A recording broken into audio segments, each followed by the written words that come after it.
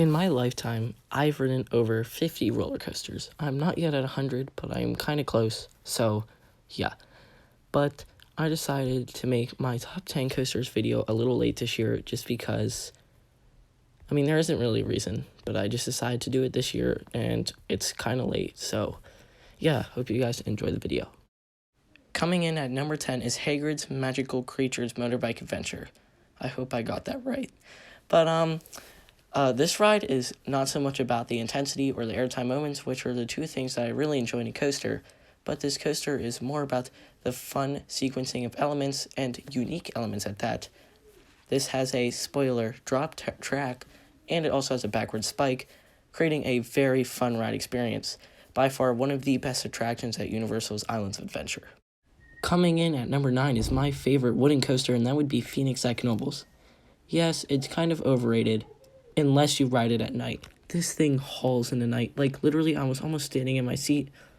Okay, that might be some exaggeration, but not really. Like, the airtime was really strong, especially since we were in the middle of the train, and it was very late at night, and we got to be one of the last rides of the day on this thing, and it was hauling. That was some of the strongest ejector airtime I've ever had on a coaster, and yeah, it was just a phenomenal ride. Next up might be a little controversial, and that is Millennium Force at Cedar Point.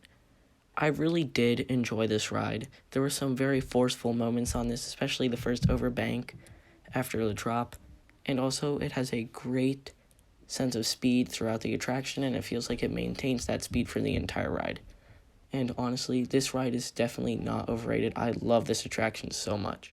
But of course, not as much as our number 7 spot, and that goes to the one and the only Lightning Run at Kentucky Kingdom.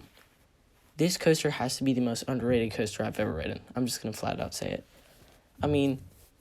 This ride has some of the best airtime I've ever experienced. It is smooth. It just reminds me of a B&M Hyper just with ejector and smaller. The drop surprised me definitely the most out of all the elements, and I literally got off this ride with pain in my thighs because of the triangle airtime hill finale at the end. It kind of reminded me of Magnum and Steel Vengeance combined. It was just an absolutely incredible attraction. Coming in at number 6 is a crazy intense roller coaster, and that is Sky Rush. The sense of freedom that you get with these thin lap bars on this ride is so awesome. And then pair that with some of the strongest and most sustained ejector airtime that I have experienced, and probably most people have experienced, it just makes for an absolutely incredible ride. It pulls 5 Gs at the bottom of its drop, and you can definitely feel that. That is a very intense moment. I got a lot at that moment. There was also a lot of really great lateral moments, especially on the Stangle Dive and the multiple switchbacks that this ride has to offer. And yeah, this ride is just absolutely incredible. It was in my top 5 before, but I have ridden some new coasters this year, so it has been bumped down to number 6. Coming in at number 5 is the first roller coaster by Rocky Mountain Construction on this list, but certainly not the last one. And this is the most aggressive RMC that I have ridden, and that would be Storm Chaser at Kentucky Kingdom. Honestly, the only thing putting this ahead of Lightning Run is the fact that it does everything Lightning Run does, but adds inversions in with it. And honestly, the finale of this coaster looks very slow, the helix, but that overbank turn during the helix is very funky and really messed with me the first time. If you pair Storm Chaser and Lightning Run together and walk out of that park, you are going to have bruises on your legs. And I had bruises on my legs the next day.